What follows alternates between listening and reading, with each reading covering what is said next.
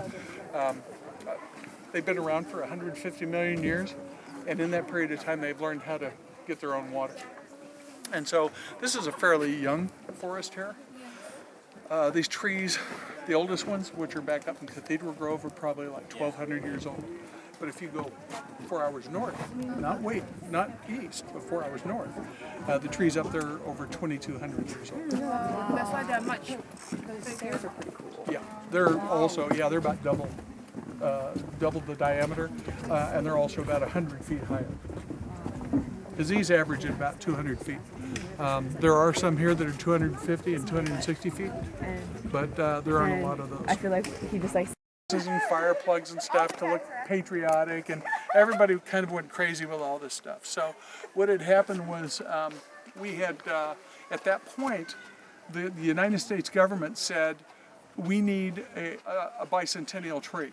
And they said, well, what kind of a tree should we use? Well, redwood tree's been around 150 million years. And so they said, why don't we do a redwood tree? It's one of the oldest trees on Earth. And it's also the tallest species of tree on Earth. So they said, okay, so where do we go? And they said, well, Muir Woods is a national monument. Let's just go there and find a tree that's 200 years old. So they said, okay, so we went down, or I should say, the government sent scientists out here with representatives from the forestry and the National Park Service. And they said, okay, we're just going to run around in here and start drilling holes in all your trees to start counting the rings so we can find one that's 200 years old. And then our parks people and our forestry people said, no, you're not. You're not going to drill holes in all our trees. They said, we don't want to know how old a tree is bad enough for you to interfere with the nature of the tree. They said, we will have our people pick out three of what they think are their best chances of getting one that's 200 years old. The first tree that our guys recommended was 207 years old. So you couldn't get any closer than that.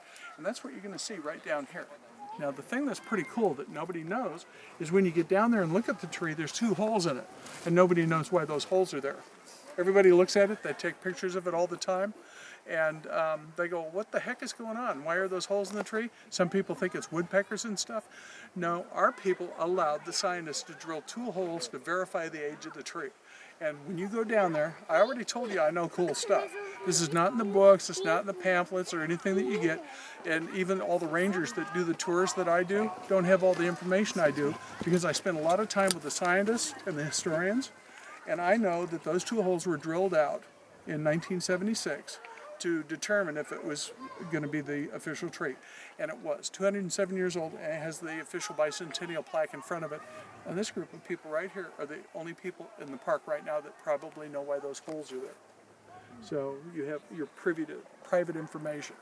But it's always, when I do my tours, I try and give people stuff they'll never read anywhere else. And I try and make them part of my tours too. I don't want to have like somebody come through like the George Washington tree. I don't want to like just walk by something like that and not have a moment that's fun for you guys. So that's really fun for me. So when you get down here, when you look at the tree, there'll be a hole about 3 feet down, then there'll be another one up around a little bit at about 5 feet. And now you're going to know why that's there.